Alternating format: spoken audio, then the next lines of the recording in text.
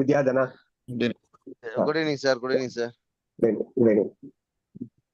சரி முருகேஷ் பாஸ், அப்ப நீங்க ஆரம்பிச்சிருங்க. நேராவே நீங்க ஆரம்பிச்சிருங்க. நீங்க இப்ப நேராவே நீங்களே தான் வந்து தமிழ் இது paediatrician prayer and then straight into the program. சரி. So good evening everyone. Shall we start, sir? Sir, ஆரம்பிச்சிடலாம்ல? ஆரம்பிச்சிருங்க.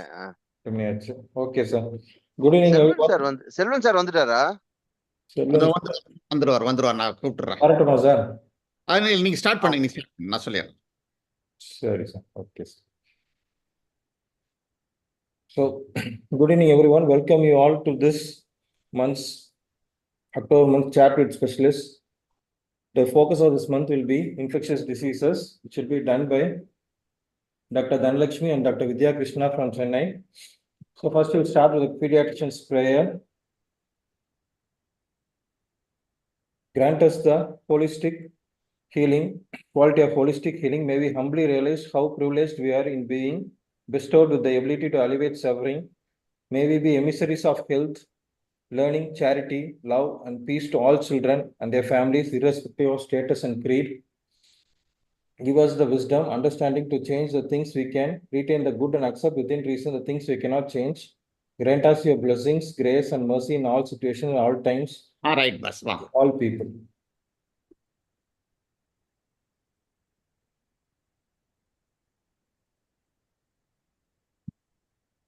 Kalni sir. ஆரம்பிக்கலாம் சார். ஆரம்பிக்கலாமா?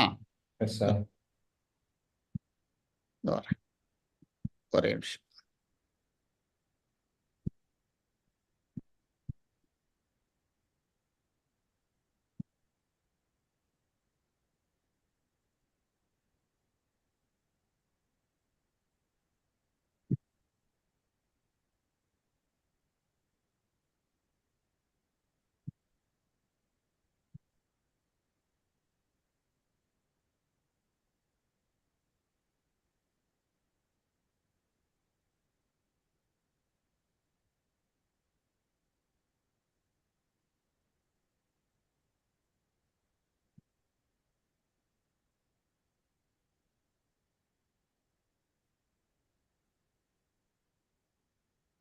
ஒரே நிமிஷம். ஹேங் ஆயிருக்குது. Okay sir. ஹேங் ஆயிருக்கு. என்னுடைய திருப்பி rejoin.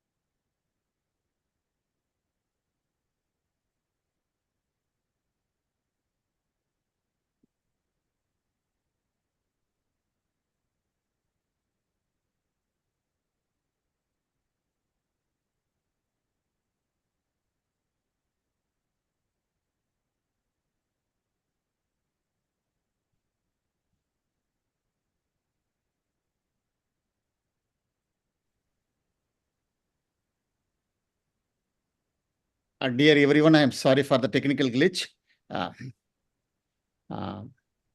Share 1 minute. Tirumurugan, the host, is a screen scanning. screen sharing கொஞ்சம் இது பண்ணுங்களா Thirumurugan Sir, no, sir. Sorry, I'm here. Okay, sorry. Enabled.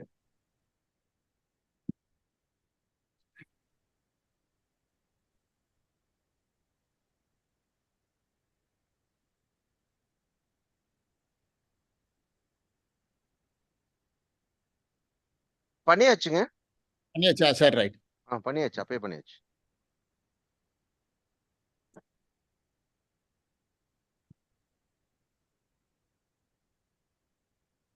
சரி, நான் அப்படியே சொல்லிடுறேன், ஒன்றும் ப்ராப்ளம் இல்லை.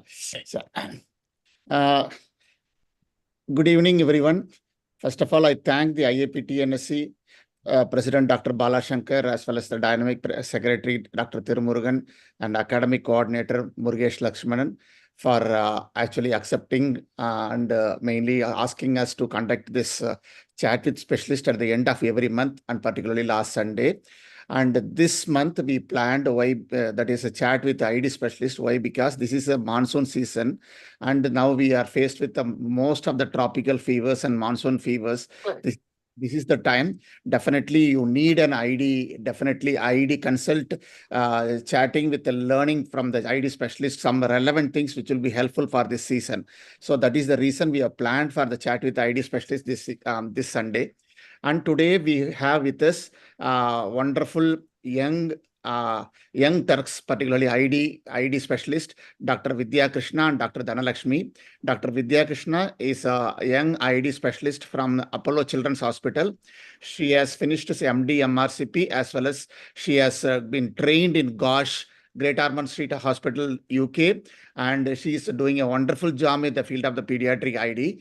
As well as Dr. Dhanalakshmi, who is a gold medalist in pediatric ID fellowship from Kanchi Kamakodi Child Trust Hospital. She is also doing a wonderful job. Both of them are actually guided by their mentor, Dr. SBS, who is the person who is the ID guru for our Tamil Nadu, and really they are doing a wonderful job. Today we will try to hear with them how to go about the basic ID problem. Now, as we all know, actually the antimicrobial resistance is the current burning problem. And as we all know, it is used right, misused and overused right, left and center. And mainly if it goes like this, now around the WHO estimate says roughly around 7 lakh people die every year due to this problem. And if it goes on like this, by the year 2050, around 1 crore people will be dying every year due to antimicrobial resistance. So to combat this thing and to properly use this thing, and we have designed this session in such a way, and to combat the antimicrobial resistance, the 3 pillars are: one is the diagnostic stewardship, number 2 is the antimicrobial stewardship, along with the infection control. These 3 forms the main pillars to combat the antimicrobial resistance. So to start with, we have planned in such a way 15 minutes for diagnostic stewardship, followed by the relevant diagnostic issues in ID to discuss with, and followed by 15 minutes for the antimicrobial stewardship or antibiotic stewardship. Then finally the infection control. This is the way we have planned. To start with, Dr. Dhanalakshmi will be batting with the diagnostic stewardship PowerPoint now. So, good evening, dear all. So first of all, I would like to thank IAPTNSC for giving us this excellent opportunity to interact with all of you. Now I share my presentation.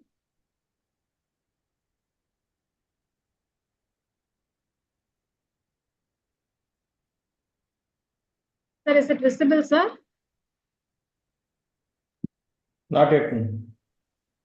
Okay. Okay, so diagnostics to it. Hello? Screen is not visible. Not visible.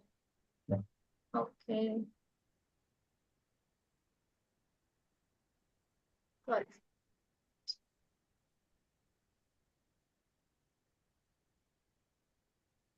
Okay. Slide show. Yes. Now it's visible. Okay, madam. Okay. Yes, Yeah. visible and audible. Okay, sir. So we'll see some salient points in diagnostic stewardship in pediatric infectious diseases. So in the 15 to 20 minutes, I'll be covering what are the principles and objectives of diagnostic stewardship, What are the main steps involved in diagnostic stewardship? Few clinical case scenarios. Here I would like to emphasize only on urine cultures and blood cultures because we have only limited time and some take-home messages. So what is diagnostic stewardship? It is optimizing the use of diagnostic tests to improve the decision outcome. So mainly it is ordering, performing and reporting of the diagnostic test to improve the diagnosis and treatment of common pediatric conditions. So it is the right test for the right patient to make a right action. So main purpose of the diagnostic stewardship is to improve the antimicrobial use, thereby improving the patient healthcare outcomes. So there are 3 steps in diagnostic stewardship. It is pre-analytical, analytical, and post-analytical. Pre-analytical is before you order the test. So how you are correctly choosing the patient for the and you are choosing the right test. So here you have to send a representative sample of infection and give importance to sample collection, storage, and transport. And analytical is execution of the test. Here there are 2 components. That there is a concept of reflex testing. Suppose you are ordering a urine routine for a child and urine culture. And the urine routine, if there is no pyuria and leukocyte esterase nitrate is negative, they need not proceed with the urine culture. They can call up and tell you the urine routine is normal, so it is less likely to be UTI. And there is another component called selective testing. Selective testing is the same. If you take the same example of urine culture, if urine culture shows only 10⁻³ colony count, and they can ask you whether it's only 1,000 colonies, whether further sensitivity is needed or not. That is called selective testing. And if these initial tests doesn't give a clue, the lab can suggest you there are some molecular tests available for a proper identification of the pathogen. And post-analytical is the result is done in the lab and it is properly communicated to you. And if we have any dilemma, we can always contact the clinical microbiologist for appropriate decision. And it not only involves a microbiology, sometimes it involves a pathology also. Most of the times we do the biopsy, it may be direct or ultrasound guided biopsy, and the sample should be a representative site of infection. And once you get the sample, you usually send for pathology and microbiology. The sample goes to pathology, should be always stored in formalin, whereas the sample for microbiology should be always stored in sterile container in saline. And radiology, most of the times like pneumonia, fever without focus, if there is visceral abscess, radiology will give us a clue. But radiology, the main problem is to suggest a possible etiology, but always needs confirmation. You are evaluating a PUO. The ultrasound abdomen may suggest it could be probable tuberculosis. They can just mention it could be suggestive of tuberculosis, but we need further tests to confirm. It is not a confirmatory test. And again, it helps to localize the site of infection. But the main limitation of radiology is it cannot differentiate infection versus inflammation versus malignancy. The same example, if it's a fever without focus, if there is hepatosplenomegaly, they can just mention there's hepatosplenomegaly, but whether because of infection or inflammation or malignancy, with other clinical clues and laboratory, we need to decide. And the one more thing we need to remember is always the radiological resolution lag behind the clinical improvement. So these things we need to keep in mind. So we'll see some case scenarios. Here we have a 2-year-old child in OPD, fever of 2 days duration, cough and rhinorrhea. There is no fast breathing or distress, vitals were stable, ear examinations normal. There is a history of similar illness in the family members. So the appropriate action is whether to do a CBC, CRP urine routine or just a CBC, and because this child has a respiratory symptom, only CBC and chest X-ray, or reassure, explain the warning signs and review, or start antibiotic and review after 48 hours. So this child, looking at the clinical history, it more likely fits in with a viral infection. So here in between fever, the child is okay and predominantly respiratory symptom, and there is a history of similar illness in the family members. Vitals are stable. So more likely in this monsoon season, it's more likely a viral illness. So the appropriate action could be reassurance, explain the warning signs and review. But unfortunately, somebody has ordered a CBC and urine routine. So the CBC shows 14,000 counts with a neutrophilic predominant. Hemoglobin is 10.4, platelets 1.8 lakhs. CRP is 24. Urine routine, there is pyuria, leukocyte esterase negative, nitrate negative, bacteria nil. So with this 14,000 count, what is our inference? So what is the utility of CBC? And CRP is slightly elevated. More than 6 is positive. So it is slightly elevated. So the CBC, utility of CBC and inflammatory markers in clinical practice. So what is the role of CBC? Though CBC gives us some clue to the common illnesses, the sensitivity and specificity as such is very poor. But some clues we can get. For example, if there is an extreme leukocytosis, that is total count more than 25,000, it gives a clue for UTI, pneumonia, or meningitis. On the other hand, if it is a leukopenia, that is less than 4,000, in serious bacterial infection, for example, in pneumococcal bacteremia, we always see counts in 2,000 to 3,000 range. So it gives a clue for serious bacterial illnesses, or it could be a viral illness. And in young children, always have the habit of calculating ANC and ALC. Most of the time, we pick up primary immunodeficiency. So if the child is frequent hospitalization, 2 years old, 2 months old child, past history of elder sibling death, and if the ALC is low, definitely it is a red alarm. So it points us towards primary immunodeficiency. And one more clue we can get is get a good peripheral smear examination. For if you get a pseudothrombocytopenia, it gives a clue for scrub typhus. And pancytopenia, if you pick up some abnormal cells, then it gives a clue for malignancy.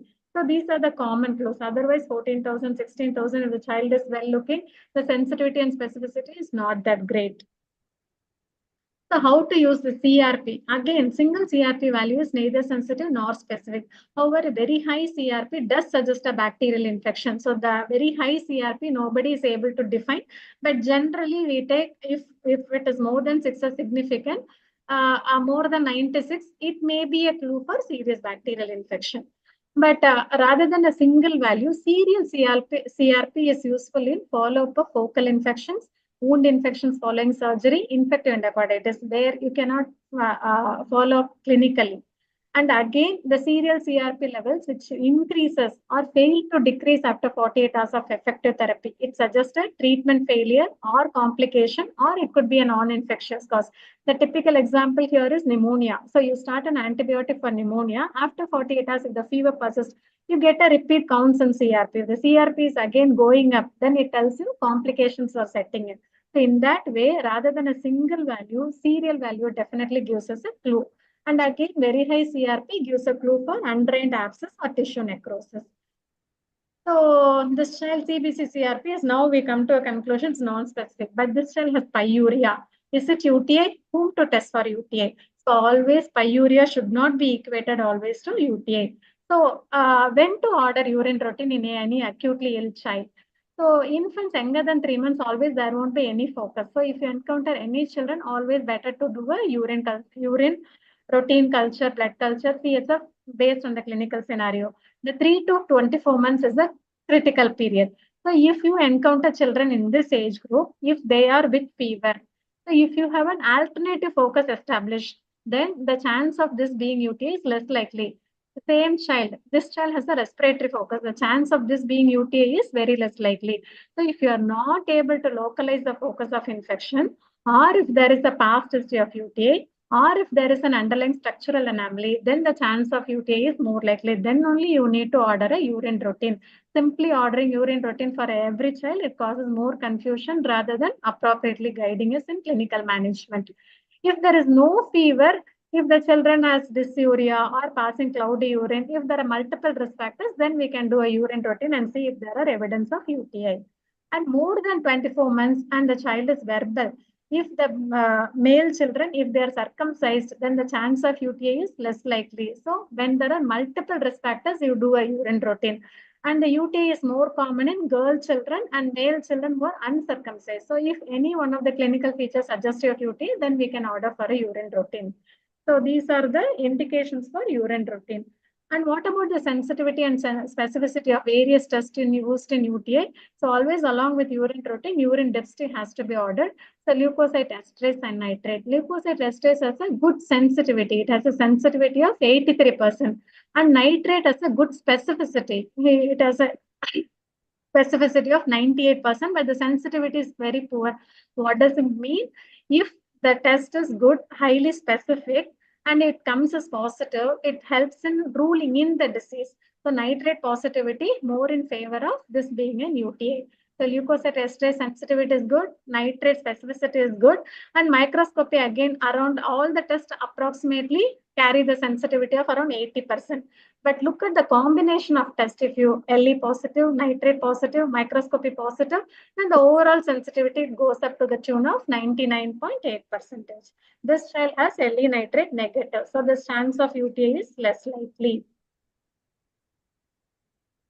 So how we can improve the diagnosis of UTI? So as we have seen, pre-analytical, analytical, post-analytical. Pre-analytical is ordering an urine routine. First of all, you should know when to order for a urine routine. So order urine routine only when the symptoms are consistent with UTI. Collection and transport. We should always explain to the parents how to collect the urine. So here again, if it is a toilet trained, then we can ask for a clean catch mixed in specimen. If the children are not toilet trained, always prefer a catheter sample. And transport, again, it's always better to immediately send it to the lab and immediate inoculation. But if you are practicing in periphery, if it is not possible, always store in refrigerator for unsterile sample. What are the unsterile samples? Urine and stool are unsterile sample. And sterile sample like blood and CSF always has to be kept in room temperature. This we need to remember. And doing the test analytical. So perform urine culture only if pyuria is present. Again, we need to differentiate colonizer from true infection.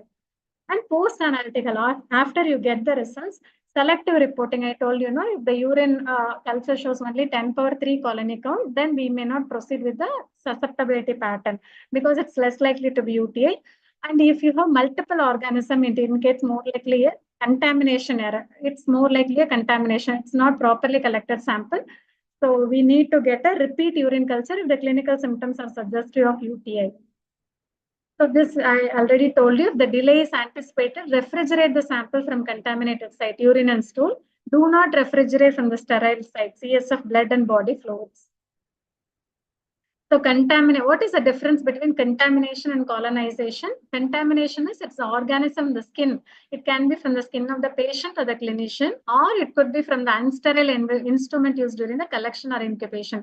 Colonization is organism normally present in the non-sterile sites like urinary tract. So urinary catheter, it may be colonized, and endotracheal. We have so many flora sitting in the nasopharyngeal system, but not causing the true infection. So what is true infection? You have a symptom consistent with the particular syndrome and you have microbiological evidence of that syndrome. So symptoms plus microbiology, it equates to true infection.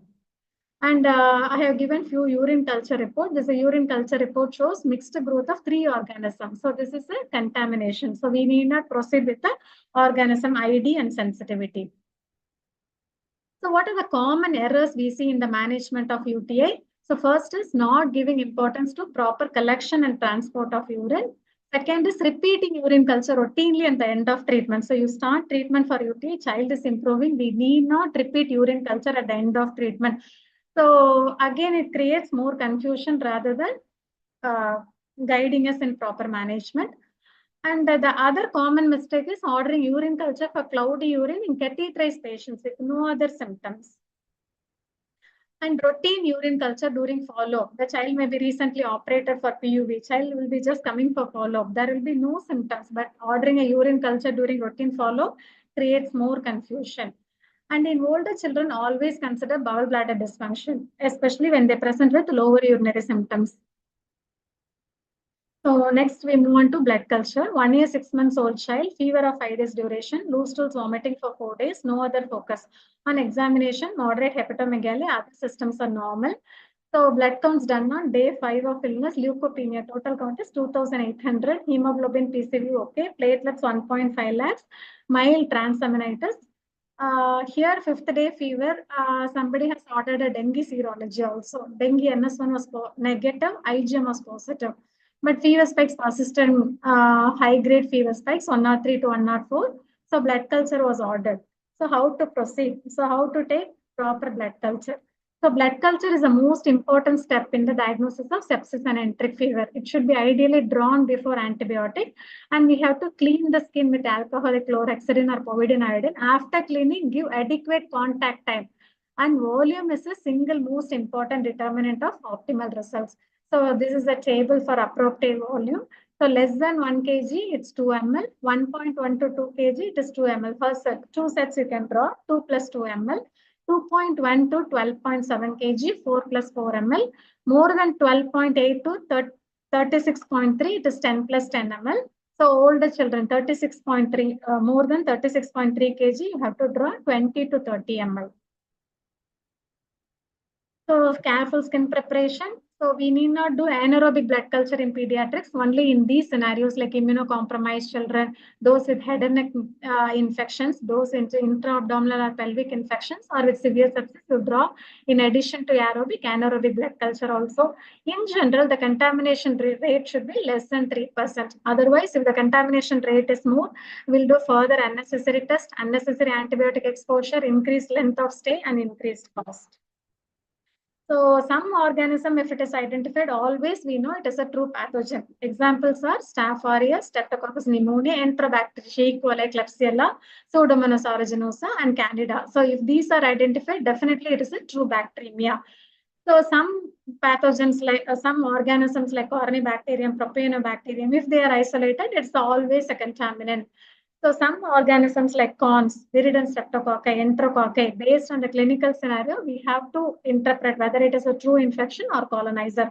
Cons need not be always a contaminant. If you have vascular catheter in situ or in newborn, it may be significant. So always look at the clinical context and decide. So this child, 5 days of fever, S typhoid was isolated. But here the serology is KMS positive. So what are the limitation in serology? Timing. So IgM usually starts 7 to 10 days after the primary infection and then decline. So if you want to order an IgM, it should be always done after 5 days. IgG only after IgM starts. IgG starts to rise. But the problem with IgG is sometimes it persists for a very long time and throughout the life also it may persist. False positive, there are high chance, serology, there are high rate of false positivity. And immune status. So it tells you the child is exposed to that infection, whether it is a current infection or previous infection, we need to decide clinically. And in immunocompromised patients, the serological response is very poor. And cross-reactivity, as in this child, there are a lot of false positivity. So we have seen a lot of false positivity dengue serology with enteric fever. So next case, 2-year-old child is severe CAP with severe respiratory distress. This child was on PICU on NIV support, received broad spectrum antibiotics, meropenem, vancomycin for 5 days, cultures were sterile, counts normal, CRP is mildly elevated, no improvement after 5 days of broad spectrum antibiotic, hence the child was referred. Here also fever spikes are persisting, respiratory distress, and the child is on NIV. If you see bilateral non-homogeneous opacities. So how to proceed? So we have a multiplex PCR for respiratory pathogens. This is an upper respiratory panel. So here mycoplasma is also detected along with RSV, rhino, enterovirus. So what are the benefits and limitations? So when to order, whether this respiratory multiplex PCR has to be ordered routinely for all children. Usually we prefer to do in sick children, like this child is sick in PICU on NIV support, not improving even after 5 days. So sick children, immunocompromised host, because some treatment is available even if you pick up some viruses like adenovirus, SARS-CoV-2. So we need to identify the viruses, and it helps in infection control during outbreak. Antibiotic de-escalation. This child, we had de-escalated to only we covered mycoplasma, and within 48 hours child improved. So antibiotic de-escalation and for treatment of some viruses. So limitation, it may not be the only pathogen, multiple pathogens. So we know 1/3 of pneumonias are dual pathogens. So it may not be the only pathogen, and it may not be the true pathogen. Some organism stays in the throat for quite some time. So we need to correlate clinically. So again, what is the RDT? What is rapid diagnostic test? What is point of care test? So investigation taken at the time of consultation with immediately available results. It streamlines the diagnostic process and helps in more effective and efficient care. The usual point of care test, they usually use the lateral flow immunoassay. We get the results immediately. Only problem is sensitivity and specificity may not be that great. So why you need RDT? So to optimize the antimicrobial therapy. So the commonly used RDTs are, if you have a child with pharyngotonsillitis and you put a McIsaac score, still you are not able to differentiate viral versus bacterial, you are a RADT for group A beta hemolytic streptococci. If it comes negative, we can withhold antibiotics. So to optimize appropriate antimicrobial therapy, And some test gives us susceptibility testing also in sick children in NICU, PICU. If you have a carbapenem resistance in your area is very high, you get a E. coli or club. You can get, it could be a whether there is a gene responsible for carbapenem resistance, and you can optimize appropriate antibiotic. Now, this multiplex PCR is available for respiratory pathogen, CNS infection, gastrointestinal illnesses also, and useful in very sick children. Helps in isolation and to limit the spread of infection. So how RDTs impact? It has an impact on antibiotic stewardship. It has an impact on mortality, and it has an impact on antibiotic escalation, de-escalation, length of hospital stay. So these are the advantages of RDTs. So disadvantages, these molecular PCRs are very expensive. So sensitivity and specificity may be lower. So only use when the pretest probability is high. So there is no one size fits for all model. So this, I have given two throat examination finding. So left and right. So what could be the etiological agent? One on the left is more likely it is infectious mononucleosis. The other thing is scarlet fever. So we can put first clinically McKissick score. McKissick score, if it is 0 or 1, then definitely there is no need for further testing. If it is 4, if you don't have a facility for RADT, we can treat. If it is 2 or 3, we can do a RADT and then decide whether to start antibiotics or not.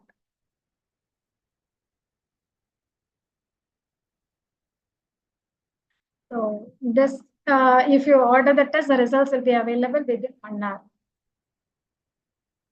And here also we can apply some molecular test. This is a child with pharyngotonsillitis, came with low-grade fever, and this is an exudate in the throat. And the diagnosis is we ordered for a molecular test. And throat sub PCR identified diphtheria with a toxin positivity. The other commonly used RADT is in typhoid.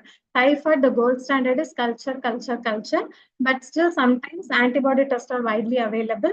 What is typhoid IgM test? It measures the IgM antibody to O antigen. Sensitivity specificity is only around to the tune of 80%, and it varies widely across kit to kit. And even if you want to order the test, it should be ideally done only after 5 days. And the Vidal is again non-specific test. There are two components, O and H. O should be detected only after 6 to 8 days after the onset of illness and disappears early. H, it rises still late, after 10 to 12 days, pauses for a long time. It should be done only after first week of illness. So the rising titer of antibody in a paired sera at the interval of 10 to 14 days is of slight value, and single Vidal has no value. And endemic areas, it produces false positive and false negative. They say 30% of culture-proven cases can have a false negative Vidal. We should not be reassured with a false Vidal. Only tube agglutination test should be done. Again, here, there are a lot of false positivity because of previous immunization, cross-reaction with non-typhoidal pathogens, and other enterobacterial diseases such as dengue, and some connective tissue disorders also can produce a false positive Vidal. And they say the titers O more than 1 in 160 and H more than 320 may be significant in diagnosing probable enteric fever. So take home messages, pre-analytical, right test, right patient, right time, and execution, communication of the result. And with regard to blood culture, follow strict aseptic precaution, collect adequate volume. Urine culture, give importance to collection, storage, and transport, and differentiate colonizer from true infection. And RDTs know the sensitivity, specificity, and when to order, and plays a crucial role in diagnosis, treatment, and isolation also. Simple, accurate multiplex PCRs are available, and it should be done for the right patient in right time. Judicious use of molecular test. Serology only in selected scenario where the organisms cannot be cultured. For example, dengue, chikungunya, strep typhus.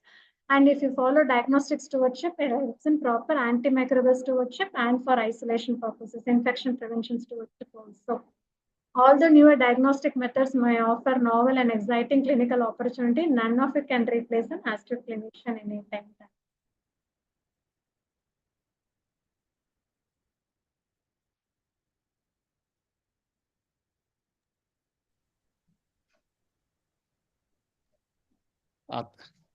Thank you, Dr. Dhanalakshmi, for short and brief and very crispy, fantastic overview on diagnostic stewardship. And you clearly highlighted mainly the usefulness of the rapid test with respect to the urine, as well as the rapid blood tests available with respect to the other things, and also emphasize the importance of the blood culture as well as the urine culture. In short, all the mainly with respect to the urine is the most important test done. It should be done in day in, day out. And particularly the strip test and microscopy, both the things together, and they are you have told more than 99% sensitivity, in particularly when they are combined together, everything. So the test is very useful in ruling out UTI. So for ruling out UTI, you can use the symptoms and strip test along with mainly the microscopy. For ruling in, the urine culture is the gold standard. You have to go to the urine culture. You should properly collect the sample and send the sample. And blood culture, I don't know, for some reason or other, we practitioners are still lazy and not started doing blood cultures. This is a high time, because we all know Vidal and mainly the typhoid are useless tests in the current era, and we should go for the blood culture. And now in detail, we'll go for each and every one. I have with me Dr. Selvan, a senior consultant from Erode, who has 3.5 decades of pediatric experience. He will be moderating along with me. And now we'll keep the ball rolling. Dr. Selvan, you can start. Yeah, thank you for the opportunity. And as you said, that the 10 to 15 pus cells, people think it is a UTI. Most of the doctors start treatment with 10 to 12 pus cells. They don't think about cultures. And when the ultrasonologist gives, there is applications in the ultrasound, and he says that it is cystitis. So many times people treat cystitis based on ultrasound report. I have seen umpteen number of cases. So they don't do the even urine examination, but they get the ultrasound done because the child comes with mostly with an abdominal pain, probably a constipation, with a bowel bladder dysfunction. They have this increased secretion, increased floating particles. So he gives us a probably to rule out cystitis. So people treat it with antibiotic, telling that it's a cystitis. So we have to remember, anything urinary, we have to find out by ultrasound, not by ultrasound. It has to go by our routine examination. But to collection of urine sample, it's very important.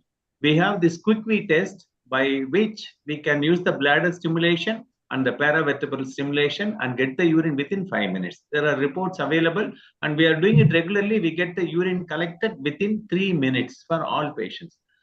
It is very difficult to get the urine from a small child. If you do this, it is good.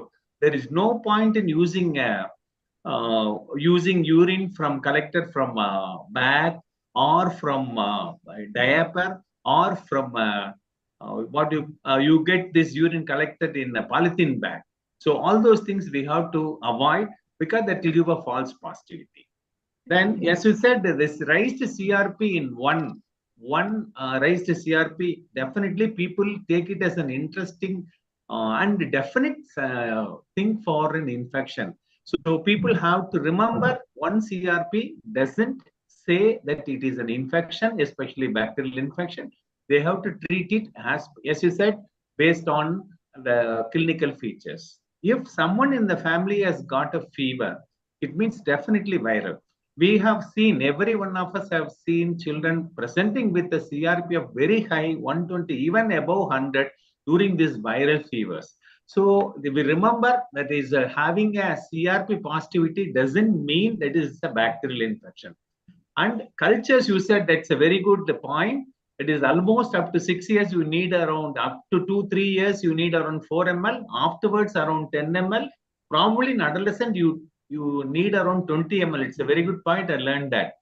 And dengue false positivity and viral false positivity during dengue. Many practitioners do the viral test, and if it is positive, they tell them it is a viral positivity, it is a typhoid. Finally, it is a dengue. So remember, it can be both, vice versa. Positivity can occur in enteric fever, or positivity can occur in typhoid also, IgM positivity. That's important. Then virus, yes, we may not be able to do that. But as you said, if the child is a sick child, we will definitely do that. Thank you. Thanks for your all your input. Thank you. one more thing I want to add, sir. Most of the time there will be pyuria, but there are other causes of sterile pyuria. So few cases of Kawasaki is missed thinking it is a UTA. So 10 to 7 to 8 days, a child might have received antibiotic, but when it come to us, the child might have had all the features of Kawasaki. So we need to look carefully. So only with pyuria, we should not diagnose UTA.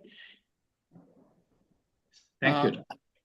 Dr. Krishna, we want to utilize you both. And role of CBC and inflammatory markers like CRP in day-to-day infections. Even though their sensitivity and specificity is not so great as Dr. Dhanalakshmi told, but still practitioners overly rely on above. Particularly when the CBC is high, they take it as a neutrophilic leukocytosis is equal to ceftriaxone. Even CRP high is equal to ceftriaxone. What's your comment on it? In particularly fever, short duration fevers. I think I liked Dhanalakshmi's last slide. Irrespective of how many tests you have, it's an astute clinician who can decide what. It's up to you to interpret the test.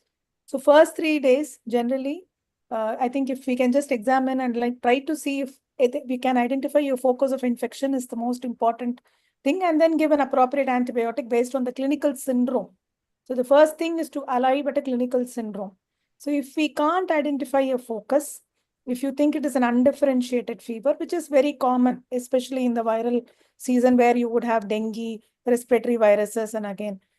So again, in those situations, going by what is the current prevalent thing, and then interpreting your CRP or CBC based on that is helpful. CBC is very important. It's very important for us to differentiate, especially in acute undifferentiated fever, dengue, enteric, so many things. We have different clues, important clues in the CBC. But to be just guided by CBC without having a clinical diagnosis, we will end up giving a lot of antibiotics. No, I want to ask in this set of content, in this thing, a 2-year-old child with a fever of 3 to 4 days, with the CBC showing neutrophilic leukocytosis, urine is normal, X-ray chest is normal, you are not able to identify any focus of infection anywhere. So this is the situation. Usually, what should be the ideal step next? Okay, so is the child vaccinated? Is the child well? Not is the child well? And is the child fully vaccinated? Yes. If all that is there, then I probably wouldn't have done it so early by day 2 or day 3. I would have just waited for a few more days to see if it go away. If you have done it, we need not react to that neutrophilic leukocytosis just because we have done something. If the child is well, child is fully vaccinated, healthy child, we can observe the child and not differ antibiotics, because still at least in the first few days it takes the children generally tend to have a lot of a higher count or neutrophilic response to even viral infections is what we see in clinical practice. So unless you have an identified focus, I don't think we need to react to that CBC. So point well taken. Don't actually have a knee-jerk reaction to these inflammatory markers or CBC. And it gives a clue that there is somewhere inflammation is going on, but it doesn't say that it is a viral or bacterial clear cut. So we should try to find out the root cause of infection, where I'm dealing with her. We are dealing with the top compartment meningitis, particularly in a very small babies, or in a middle compartment pneumonia, or in a lower compartment that is a UTI or pyelonephritis, or a musculoskeletal infection. If you are not able to find out any infections from head to foot, there is no 6th infection or 5th infection that can kill the child. So we can wait without doing anything. That should be our approach, rather than reacting to CRP high, more than 90 or more than 80, and our CBC high. That should be the message from the thing. The first message is urine, we have told. It is very useful in ruling out UTI. And second thing, the CBC and CRP are useful markers of inflammation. They will guide you, but they won't give the diagnosis. That is the main message which we want to give to the August audience. And Sylvan, you can stack. Yes, PRC sir has given a question whether an antibiotic given previously will affect the results of culture positivity in UTI and enteric fever. Anyone of you please take up? Definitely, sir. Hello? Yes. Yes, yeah, madam. Definitely it will affect the yield. Definitely it will affect. Definitely it has always culture has to be done before start of antibiotics. If No, you the feel thing like is, starting antibiotic, definitely do a culture, then start antibiotic. yeah, the thing is, SAR says most of the time when the patient comes to you, they might have already received an antibiotic. But Even if still you do try a to correction. get it. Don't skip the procedure. Try to get the urine and blood cultures based on the appropriate clinical scenario. But negative, then based on the clinical scenario, you are right. Sometimes, most of the time, suffixim or azithromycin child might have received, but the child might be having hepatosplenomegaly, low counts, low platelet. If the cultures are negative, you have started ceftriaxone, child is improving, then we have to take as probable enteric fever only. Do you suggest any other culture methodology? Either not to blood culture or you want to go in for a bone marrow, something like some other culture methodology in cases where you suspect an antibiotic has been given early, or you want to do something like a bacterial culture alone or a routine blood culture? In stable ward children, then routine blood cultures is enough. In enteric fever, if the clinical picture is suggestive of enteric, but the child is not improving with ceftriaxone or azithromycin, then we go for bone marrow culture. Routinely, the other molecular methods we will not go in ward children. So if it is a sick child like PICU, NICU, then we have, if the culture bottle signals positivity only, then we can go for other molecular methods. Otherwise, we cannot proceed. Thank you. So most of the time, doctors are being pressurized by the patients. And if the patient comes on the day 2, most of the doctors are pressurized. When you do a private practice, it's always, it is really difficult to convince. So it takes so much time. And as you said, we have to have our foot very strong, and it's a good foundation. Thank you. There is another card, whether dengue card test is useful or not, from Dr. Shukumar. Generally, card test sensitivity and specificity is slightly less compared to ELISA. So if it is positive, it may be positive, but negative, still, if you have a clinical picture, then you go with ELISA. So always, when both are available, prefer ELISA rather than card test. Thank you. Thank you. And here comes the question, and the particular card test are actually not allowed to be done by the government of Tamil Nadu, and so that is the reason. But still, the ELISA is costly. But we want cheaper test. Means the card test is the one but we know the sensitivity part is little less compared to the ELISA. But how you people are going in your higher institutions? Because higher institutions mostly you will be doing ELISA. What about the card test? Whether we can do or not? Test, we do only in 2 or 3 scenarios, like RSV antigen card test. So just for isolation, we use it. During the epidemics, to isolate the patient, RSV can be used, antigen test. But again, negative does not rule out. And the other usefulness is sometimes, very rarely, rotavirus. They come in 7 to 8 days. So to convince the parents it is only rotaviral diarrhea, no antibiotics are needed, we just do the rotaviral antigen test. So these are very few card tests we use in our practice. Otherwise, routinely card tests we are not practicing. And in small clinics, when you don't know whether you can send the patient to home, many of us do the card test to just find out whether it is positive. If it is positive, we tell them that it is a positive. It's a presumptive test. We'll do the confirmation test, but child needs admission. So most of the doctors use this card test only for this purpose. And government has given clear instructions. That is through our DDHS, we got an instruction that if it is NS1 positivity by even ELISA, don't label it as a dengue. Please refer it. Please label it as a viral hemorrhagic fever. Only when it is an IgM positivity, they want us to label it as a dengue fever. So we are following that. No questions about it. No discussion on that. Yes. I think then it's worth reiterating that you're doing in the OP a card test, then we should, a negative test does not mean that the child does not have dengue. So I think we have to tell that to the parents also, that once it is negative, it can still be dengue, but we will follow up the child more frequently or something like that.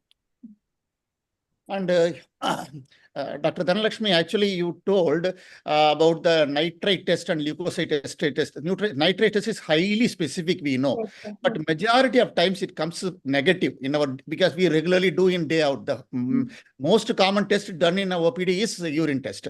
At least 5 to 10, 5 patients per day we used to do. And usually it is said because of the rapid emptying time by the bladder, that is less than 4 hours. So it will be false negative. And also it is told enterococcus is another reason which can't be picked up by the nitrate test. How common you come across enterococcus picked up in the urine culture in your setup, both of your setups, because it is known to produce false negative. Enterococcus very rare. Not a common organism. Not a common organism. We need not worry about it. Okay.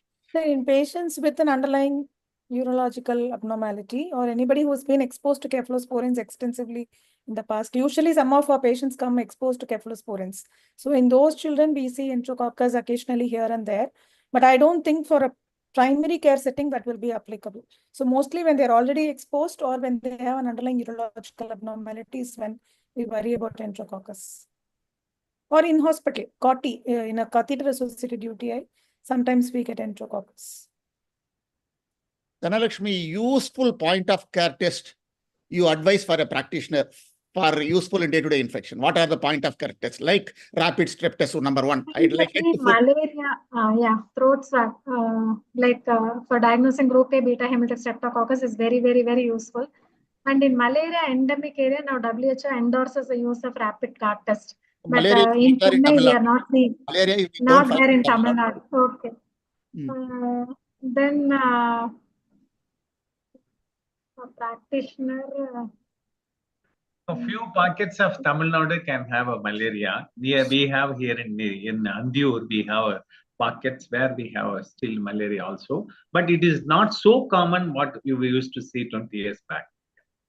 I don't think in OP practice, other than urine routine and RADT, not much of. Whether scrub CAR test, another CAR test for scrub is done in the periphery. How far it is clinical diagnosis, I think, sir. I have never done a CAR test for scrub typhus. If it is an extra, there is no doubt, no need for testing, directly treat. Or if the child has other features like third spacing, leukopenia, thrombocytopenia, definitely that child needs admission, then go for ELISA. During flu season, a CAR test for influenza. Because now CAR test versus PCR. That's what, sir. By diagnosing influenza in OPD practice, what are we going to achieve? Nothing. If it's a hospitalized sick child, at least we want to know, and for isolation, as helpful in hospital practices. But for OP to diagnose flu, I don't think it's of much use. For oseltamivir, very sick children in the early 48 hours, if you diagnose and give oseltamivir, that too, now the category, like severe cases only they advise. Obviously, that child needs admission. So mild cases diagnosing influenza, clinically it is not going to be very much useful. Okay. Selvan, you take. Nothing more to add. Anything more? Anything in the chat box? Anything in the chat box is? Yeah, SAR has said that Government of Tamil Nadu accept NS1 ELISA for diagnosis.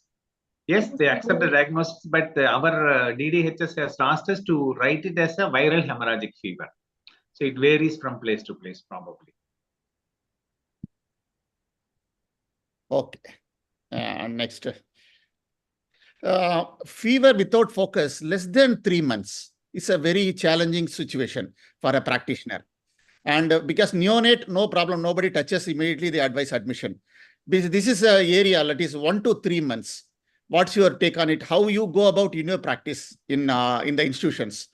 Because in periphery, we have our own protocols, that is a little altered protocols from the standard protocols. What is the ideal thing to go about fever less than 3 months? Always we are worried about serious bacterial infection in 1 to 3 months. So if the child is feeding well, in between fever, child is feeding well, and if there are family members who had similar respiratory illness or any focus, and if they are staying nearby, and if they are able to understand whatever you are telling, they understand the red flags, then maybe you can send them as outpatient, but daily follow-up is essential. If they are coming from a far-off place or the child is not any one of the red flags, hospitalization is the ideal scenario. And then again, basic counts.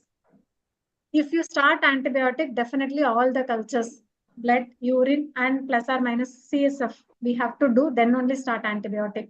Otherwise, you observe for 1 or 2 days, then based on the clinical response, you will decide. Madam, antibiotic, you said that before starting antibiotic, only when there is a difficulty in diagnosis, we start them, we take the any cultures. Most of the time, we treat them based on our clinical diagnosis. We don't, in an outpatient basis, we don't take much of a cultures, madam. Yes, sir, but 1 to 3 months, we 1 to don't 3. usually treat as outpatient. So as you said, if you feel that the patient can come for review, and we can maintain, we can do that in an outpatient. But, Otherwise, you advise us not to ideal to start antibiotic in the outpatient setting. outpatient. Outpatient setting. In Okay. fact, 1 dose of antibiotic will alter the culture result. Recently, I had a child admitted with that too. It's an older girl, actually, 8-year-old child. Fever of 5 days duration with abdominal pain. I thought it could be enteric. Started cultures was taken. Started antibiotic. Overnight, child intense headache and meningeal signs. And the CSF was frank meningitis. Received 1 dose of antibiotic. Blood culture grew pneumococcus, but CSF was sterile. So that is the effect of 1 dose of antibiotic on the CSF. So 3 months clinical decision, always it's very difficult. We can do, but if we feel the child needs antibiotic, do cultures, then start antibiotic. It's nothing wrong. Sometimes we also will be 2 months old child, 1 or 2 fever, will be scared. So take culture, then start antibiotic. Okay. Actually, we in the private thing, we usually follow the Philadelphia protocol, which is very easy to follow because there they don't advise the CSF. They advise only the first and foremost is the urine, But particularly that is for withholding the antibiotic. Yeah, if I'm withholding the antibiotic. That is in a well baby. In a well Yeah, baby, well baby, without focus, we do the urine test. Urine is normal. We'll ask them to come next day for CBC. And if CBC is normal, we follow morning and evening for 2 to 3 days and mostly settle. And mainly the close follow-up is the main key, along with the urine test, along with the CBC is more than enough for Philadelphia protocol. But the recent protocols from the American Academy of Pediatrics completely changed this because this Philadelphia protocol actually excludes infection by 98%, but they want 99% above. So they have included procalcitonin and CRP now in the recent guidelines. That is the difference between the previous protocols and the recent protocol for fever without focus. The main thing is in a well-looking baby and urine is normal, close follow-up is assured, and definitely we can easily follow up the babies, particularly in a fever without focus less than 3 months. Now, Vidya, I want to ask you a clear-cut question to complete the diagnostic stewardship. Mainly, fever without focus on day 3 or day 4, that is after 72 hours. 1, 2, 3, 4, what are the tests to do? By day 6 or day 7 or day 5, day 6, what are the tests to do? 1, 2, 3, 4. These are the tests. It is better. They yield definitely a good value. It's a valuable test and utility value is good. What are the tests? Definitely a CBC with a good peripheral smear examination. That will be the first test that we do. And obviously, dengue, during the season at least, we would get a dengue NS1. In our place, it's NS1 and IgM are given as a combined test, but if it's outside where you have to do it, then at least NS1 before day 4.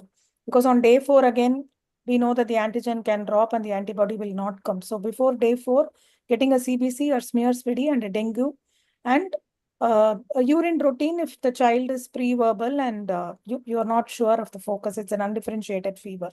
So these are the minimum tests that will be required before day 3 or day 4. Generally, we do not do biomarkers in undifferentiated fever because it is more misleading than anything. So by day 5, day 7, then your diagnosis becomes more broad. It can still be dengue, it can be enteric, it can be scrub typhus. So it depends on case-to-case basis and also what is prevailing in the season at that point in time. But in addition to whatever I said, in addition to CBC, a good peripheral smear and a dengue NS1 and IgM, if we think enteric is a possibility, then blood cultures come in. And in some patients, if we have an I mean, we might do a scrub typhus on a case-to-case basis. We don't do it routinely for all the day 5 to 7 patients. Based on the CBC or based on the clinical examination, we might decide to add a scrub typhus. Or based on the history sometimes. There are many children who would just come and say that they play out in the, I mean, it comes from where they come from, what they do, everything matters when we order scrub. So the message is loud and clear. Day 1 and day 2, no investigation, no antibiotic, only paracetamol and supportive management. Day 3, day 4, CBC, even CRP is not done in an institution like Apollo. So just a simple CBC peripheral smear for malaria and NS1 and urine. These are the only 3 tests done on day 3 and day 4. Day 5 and day 6, depending upon the CBC clues, and you can go again for the mainly the dengue specific test for dengue or specific for test for typhoid like blood culture. If there is no eschar and you suspect scrub, you can go for scrub IgM. But even though they say indirect immunofluorescent test is the gold standard, but we don't have, how far scrub IgM is actually does in your practice, madam? How far it is good? Occasionally we get false positives, sir. That's the only thing. But generally we have not had problems with a negative test. Sometimes we would get a scrub. Once in a while, it will be a scrub typhus false positive, but that is very rare. There will be other diagnoses that we would have had, like say even TB or something else, but scrub might come as a positive. So, but I don't want to say that is a very common phenomenon, but it can happen. What is the sensitivity of scrub IgM? Scrub IgM. So definitely more than 90%, 90-95%. It picks up the thing. It picks up and it doesn't miss if you have done it at the right time. Okay. So if you have done it too early, it might miss because your IgM has not started responding. So day 5 and beyond, if you have done a scrub typhus IgM, then usually it is positive, means it is, I mean, it is likely to be positive, but occasionally you can have a false positive. That's what I mean. So any other condition which can give false positive for scrub? All serologies can cross-react with other infections. Like, so for example, we know in dengue, in typhoid, dengue can be false positive. Like that, what conditions can be false positive with respect to scrub IgM? I don't think there's anything specific, but most of these infections can have a cross positivity with maybe some other rickettsial infection or some other rickettsial infection. Yeah, okay. Okay. Selvan, whether we can proceed to antibiotic stewardship? Yes. No. Yeah, before that, it's better to have your local area epidemiological data. Even if you don't have an epidemiological data, share the cases among your group of people practicing in the area, so that if someone does some tests, like even for a viral panel, one of the doctors does a panel for one patient, and he can just share the result, so that people will know what is the trend at the place. So like that, if you can't do that even for all patients, better if you can do it, it will guide us in the area of the practice, where you practice, and it will guide us what to suspect and what to treat. So local, at least epidemiological data, not from one government, not from other, even among your colleagues, it is useful. So share your cases, share your results, it will help everyone. And like that, told, because our area is mainly a scrub endemic area. So if the clinical criteria goes in favor of probable scrub, and if you find the eschar, well and good, diagnostic. But if you don't find the eschar, we go for the therapeutic trial of doxycycline trial. And within 48, we don't go for scrub IgM. And definitely we get, that is also we can use instead of scrub IgM where cost factor plays a role. Yeah. Okay, Dr. Krishna, you can go ahead with your... couple of questions in the chat, sir. I'll just take that a minute. Okay, okay. MMR vaccinated child also developing mumps. Among the three, the MMR mumps, even with 3 doses, still the take is only 80 to 85%. So they can still develop mumps as a breakthrough after vaccination. So 3rd dose is recommended. That's why for mumps.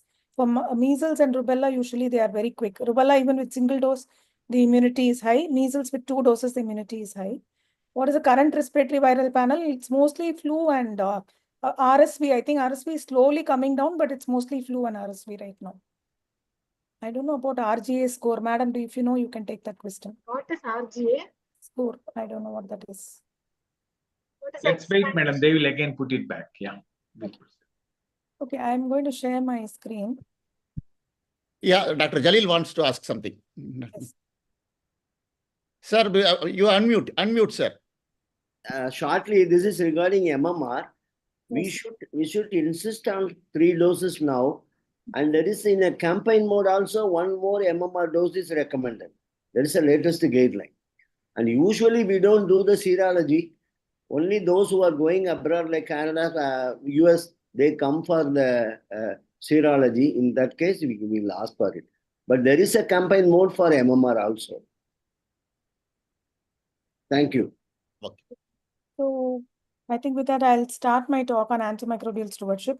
Okay. The way I designed it is to talk about stewardship and what are the goals. And generally, less talked about thing in antimicrobial stewardship is how do you do it in a hospital setting. I think for few practitioners who also run your clinics and small hospitals, I just wanted to show some data on how you do it and some principles of antimicrobial prescription. So stewardship itself means careful and responsible management. So when you're talking about antimicrobial stewardship, it's called as the 5 Ds. 5 Ds is what is the right drug, right dose, what is the duration of therapy, what is the delivery. Delivery in the sense, what is the appropriate route, and also includes either de-escalation or discontinuation. So all these together are called the 5 Ds of antimicrobial stewardship. So the primary goal of any AMS is just to, first thing is you have to have the best clinical outcome. So obviously only if you have chosen all the right drug, right dose and right duration, you will get the best clinical outcome. But also you have to make sure that you don't have a lot of side effects. But secondary outcome is also to reduce the healthcare costs. And the secondary outcome is only impact on antimicrobial resistance. So all of us worry that when we talk about stewardship, we are always only attributing it to antimicrobial resistance and curbing it and all that. But that is not the primary goal. The primary goal is always the patient, how the patient in front of you can benefit with the best drug that you can give. As a secondary outcome in that, you will get that AMR also will come down. So if we want to set up an antimicrobial stewardship, so this is what it is. So first of all, the leadership should be committed. It means if you have a hospital, then the administration of that hospital should be convinced that we need AMS in the hospital. And they should be able to dedicate personal time as well as money towards this program. And accountability means there has to be one person who is, one person or a group of people who are held responsible for this. Otherwise, you cannot get any outcomes. And somebody who has appropriate expertise. We'll talk about the action, how do you track reporting and education in the next few slides. So if you want to set up a team, this is what it is. You need a person who is interested in ID, or if you have an ID physician, that is well and good. You will have a pharmacist, a microbiologist, and if possible, you can have the other people. So how do we go about doing an antimicrobial stewardship? There are 2 ways of doing it. One is called as the front-end strategy and other is called as the back-end strategy. Front-end is pre-authorization. So if you work in a place where you are using a lot of broad-spectrum antibiotics, like typically in an inpatient or in an ICU, so if suppose there is a new drug which is coming into the market, and then you can say that for this drug, we will have a pre-authorization. That is maybe the first dose the team can choose to give, but subsequent doses, only when the AMSP team reviews the chart and feels that the child definitely needs that antibiotic, it will be continued. So this is known as pre-authorization, or it's called as the formulary restriction protocol. The next thing is prospective audit. This is what is done in most of our hospitals. It's called as prospective audit with feedback. So what we do actually is we allow the primary team to start the antibiotic, but every day we go and review the antibiotic chart. So usually it is done by an infection control nurse or a clinical pharmacist, whoever is there. And then they will review and then they will see, is it appropriate for the clinical diagnosis that they have made? Very often we will see that a child who is admitted with, say, a severe pneumonia will get started on something called like Piptas and other things, so which might not be needed in children. So that is first step. So is the diagnosis right? And does this patient require this antibiotic? Then every day we will review. If the culture is back, then can we de-escalate? Then if the duration of therapy. So all these things are done as a part of prospective audit and feedback. How it helps the patient is the patient will obviously get the right drug. It will help you reduce the broad spectrum antibiotics, reduce the duration. And as a consequence of it, C. diff rates, AMR rates, everything are supposed to be low. So this is what it is. Front end is pre-authorization. The team prescribes, first few doses are allowed, and then there is a review by the antimicrobial stewardship team. And then if it is approved, the patient gets it. Otherwise, it is discussed and you have to stop it. Sometimes if the team does not want to comply, then it is taken up to the administration and there is a meeting held and then it is solved. Back-end strategy is what they are again allowed to prescribe, and then day 1 you review the dose and possibility for an oral switch. Day 4 you see if the culture reports are back, is it appropriate or should be changed. Day 7 you review the duration of therapy. So this is how it is done. So what are the other things an antimicrobial stewardship team can do is they can help create a hospital or a local antibiogram. So antibiogram, I will show you in the next slide. But generally it means that what is the prevailing organism in my hospital and what are the antimicrobial susceptibilities. So we have a national AMR report, but if you want to have something more specific to our hospital, this is mostly for hospital acquired infections and also for your outpatients. Suppose I want to know, like in UTI, what if over a period of time, what drug will work. I mean, if I give amikacin, is it likely to work? If I give amoxiclav, is it likely to work? So if you have collected your own data over the last 3 to 6 months, then if you have a profile, then you know that what is the chance of the antibiotic working when you're giving it empirically. So that is the purpose of having an antibiogram. Second is to have a customized antibiotic policy. For example, in our hospital, we have designed our own surgical antibiotic prophylaxis policy. Because if you look into the Western guidelines, they don't have any talk about ESBL and other things. But here we know that for us, if you have a gram-negative infection, it is likely to be ESBL. So based on, and MRSA is hardly a problem. So all those things we can customize based on our own data rather than relying on standard guidelines. Again, you can have some interventions which can be driven, like you can have a rapid diagnostic test. For example, now we have introduced the 3 virus panel. So flu, RSV, COVID. So earlier when we had the 16 virus panel, then there were not many takers for that test. So people never used to test for virus, which meant that antibiotics used to get continued. Isolation practices were not happening properly. So when this was introduced as a part of an AMS program, that we will have this 3 virus panel. So then that helps you to do a stewardship also. Though it is a diagnostic stewardship, it helps in antimicrobial stewardship. Then surgical antibiotic prophylaxis duration. Typically in the guideline, it's only recommended for 24 hours. But most of the times, we know that in our setting, surgeons will continue it for 3 days, 4 days, then switch to oral. Almost a week, a child will get an antibiotic just for a clean contaminated surgery. So these interventions we can do as a part of this AMSP. And monitoring and reporting and all this, I will again talk about it later. So this is how our hospital antibiogram looks. So this is mostly for the top 6 or 7 bucks and what are the various antibiotics and how they work. So actually they give it in this WHO aware kind of thing. So green means it's very well susceptible. Orange means already it is going off. And red means it is unlikely to work. So if you can see, this is for an adult hospital. So please take it with caution. Don't worry about it. So you can see already most of it is in the red, orange and red zone. So this is helpful in a way. And if we don't have access to something like this, then we can go into the ICMR annual report and take the same data. So how do we track? There are some measures to track. So just for us to be aware. So there is something called as days of therapy. So this is how classically it looks. So if you look into, let me just pull out one example, meropenem. So if some 1,000 patients were admitted, then 101 patients got it in a month. By day 2, almost 20 people had dropped off. By day 3, another 40 people had dropped off. So it helps you to track how many days a patient got antibiotics. So most of the times by day 5 to day 7, people will come off that. But sometimes in some patients, it will keep going.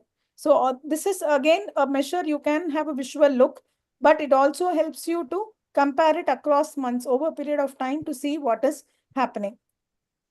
So that is a brief overview. If people are we should all be starting to look at stewardship as a as a hospital policy. So for an outpatient practice also, it has its role, but probably in an inpatient setting, it's very important to have a stewardship. Somebody third party coming in and looking at you and saying that, okay, what you're doing is right or not right. So that also helps you to steward your patient's management in the right direction.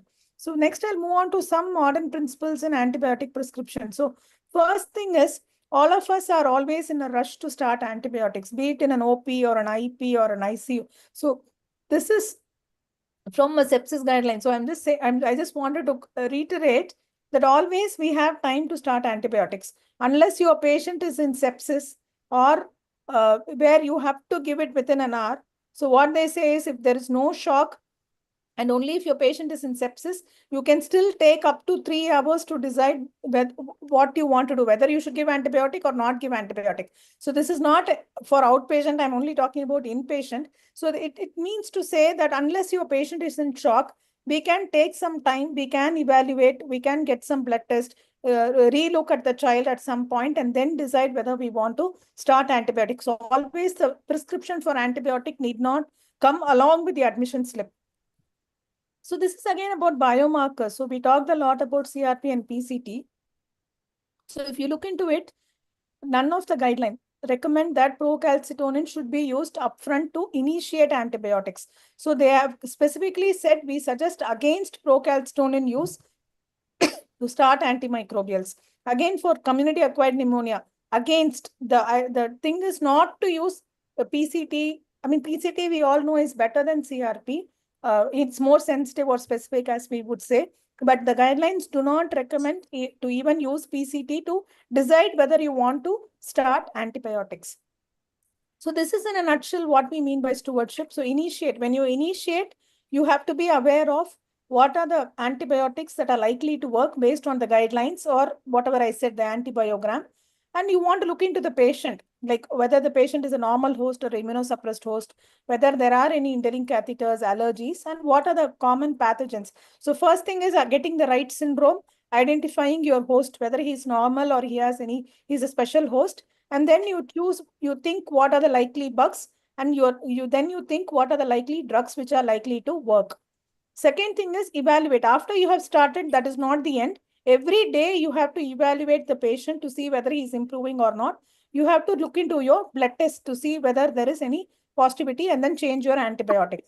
The most important thing is de-escalate. Suppose you have started on a very broad spectrum antibiotic, and then like if you have a culture, this commonly sort of happens in an inpatient setting, like where you might have started on a something, say like let's say even a UTI, you thought it was a pyelonephritis, or you wanted to give an ESBL cover, but finally when the culture comes back, it comes back as something very sensitive, even a cotrimoxazole or other drugs are sensitive, then you might want to rapidly de-escalate to a narrow spectrum.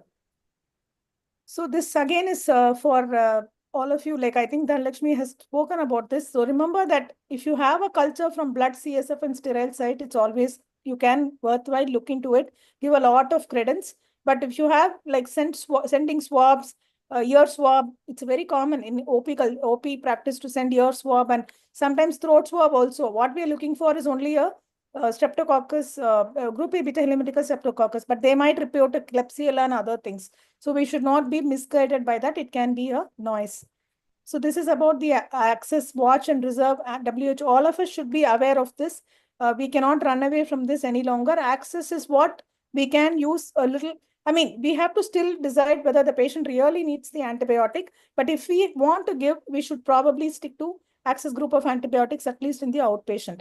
So remember that macrolides and third generation cephalosporins, all that go into the watch group. So we have to be very careful when we are using these drugs. It's not only carbapenems and BLBLIs, even macrolides and third generation cephalosporins are going into the watch category. So just going to move a little bit. Yeah.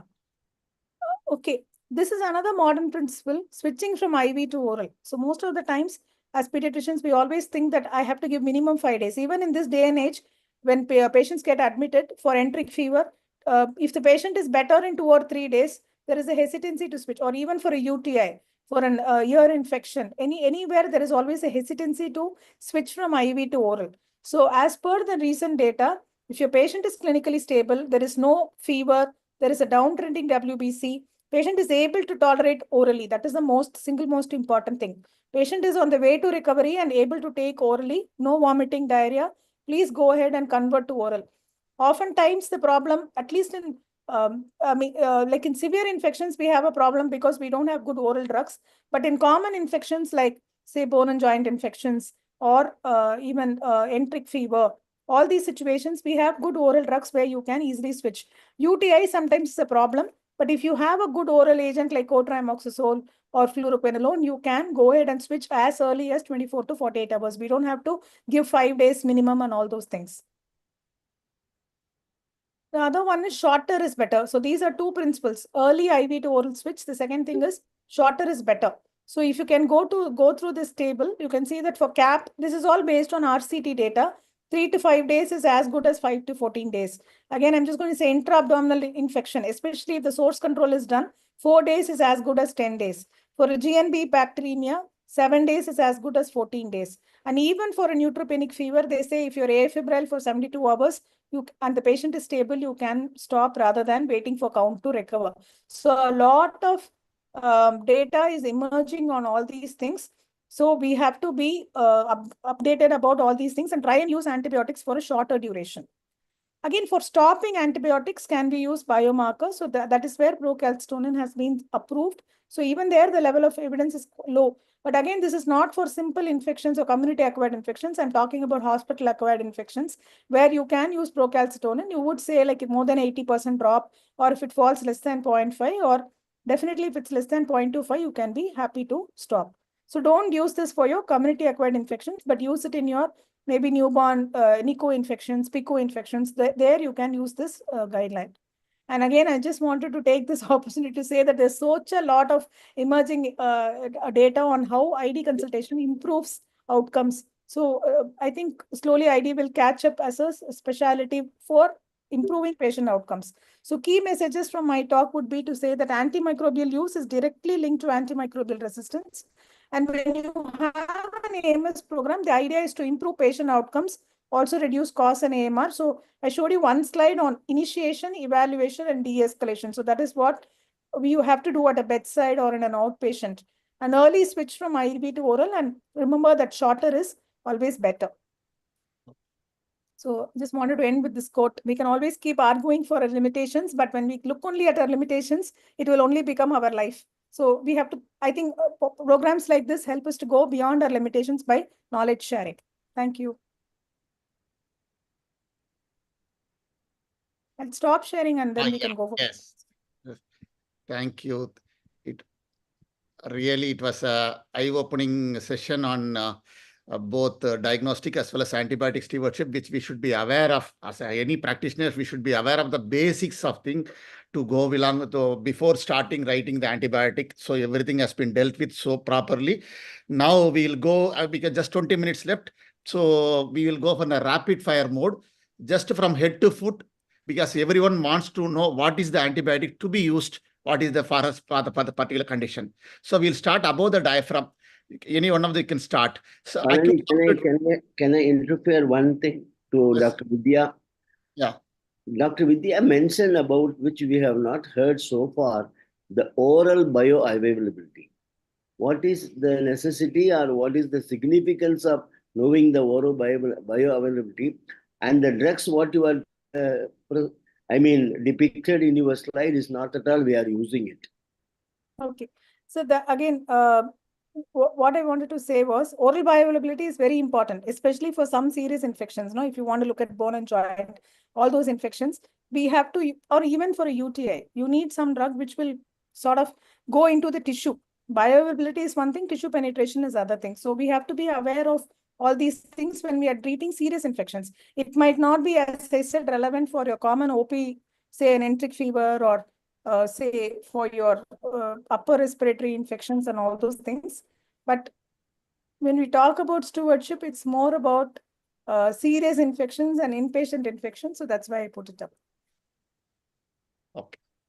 So even particularly with respect to outpatient infection, if we are 85%, 80 to 88% correct in selecting the choice, that is more than enough. No need to be 95 to 100%. Why? Because we will have a second chance. If the patient doesn't respond after 48 to 72 hours, we can change the antibiotic. But we will go from the head to foot. Many of us, we start an empirical rational antibiotic therapy, not a definitive antibiotic therapy. Majority of conditions in practice are only by empirical. That is, we know mostly this is the organism, this is the antibiotic we should start, and this is the diagnostic thing. So we'll start with the ASOM from the head to foot. Vidya Krishna, what is the head? ASOM current guidelines say? 1, 2, 3, 4. Yes, if it's like, I mean, I'm going to only talk about situations where you've already decided to start an antibiotic. Let's say it's less than 6 months or between 6 to 24 months where you have Otoscopically confirmed. Otoscopically confirmed otitis media. Confirmed, yes. In those situations, the first drug to start is always amoxicillin, standard dose 40 to 50 mg per kg in 2 divided doses. Unless the patient has had a recent exposure to amoxicillin in the past 1 month, or if there is a concomitant conjunctivitis, purulent conjunctivitis, where you think that it can be non-typable influenza and where you will have to give amoxiclav. So that is our first line. The stepping up is, okay, now I think both our IAP, STG, and there is also a recent Delphi consensus where the option is you can start with, for a severe ASOM, on amoxiclav, amoxicillin or amoxiclav, stepping up because you expect that when the first line fails, it is going to be either a drug-resistant pneumococcus or a H influenza. If you want to cover both, you have the option of using the amoxicillin ES, the amoxiclav ES, 14:1 preparation, because in a single step, you will cover all the possible mechanisms of resistance. So a message is clear. For a routine ASOM, a simple amoxicillin or amoxicillin will do. Only in a little sick or toxic baby, what actually Dr. Vidya Krishna says, to cover both the resistance, pneumococcal resistance and things, you use a high dose amoxicillin along with amoxiclavinate option. That is option we use particularly in less than 6 months or very small babies when they are having high fever, severe voltalgia. We can go for that option. Am I correct? There is a second or a third line option, so it's not always an upfront option. The first line still remains as amoxicillin in most situations. Amoxiclav may be in a severe AOM, like when there is no non-response to either amoxicillin or amoxiclav, then you can use an amoxicillin clavulanate in 14:1 preparation in an outpatient setting. In an inpatient setting, most of us will resort to ceftriaxone, either 1 to 3 doses. Dhanalakshmi, in continuation of this, for sinusitis, Okay. that is the diagnosis is over because you clearly follow the 3 principles and diagnose the sinusitis. You want to start an antibiotic. Same, sir. Organisms are same. So mostly the principles are same as ASOM only. Start with amoxicillin 40 to 50 mg per kg per day, unless there are history of recent exposure to amoxicillin. Then standard dose amoxicillin 40 to 50 mg per kg per day. We are covering pneumococcus, non-typable Haemophilus influenza, and Moraxella. In continuation with the sinusitis, preorbital cellulitis, what should be your drug of choice? Because it's a complication of sinusitis, we go for preorbital cellulitis. Here I like to cover Haemophilus influenza also. If it is mild, very minimal, I start with amoxiclav. But if it is extensive with constitutional symptoms, toxic child, need for hospitalization, go for ceftriaxone clindamycin. Okay. So mild to moderate, we can treat OPD along with amoxiclav. If it is a severe preorbital cellulitis, admit. Orbital cellulitis, admit always. Yeah, always admit. So main difference is ocular movements. Ocular movements will be preserved in preorbital cellulitis. Ocular movements will be painful and absent in case of orbital cellulitis. In orbital cellulitis, staph also comes as an etiology. So it is only we have to get admitted in any case of orbital cellulitis. Preorbital cellulitis, if it is mild, we can treat as an outpatient. Till when you can go next. Yeah, many times people use aminoglycosides when they treat orbital cellulitis. Is it absolutely necessary? Not at all needed. So many aminoglycosides were used in staphylococcal infection. Now that concept is gone.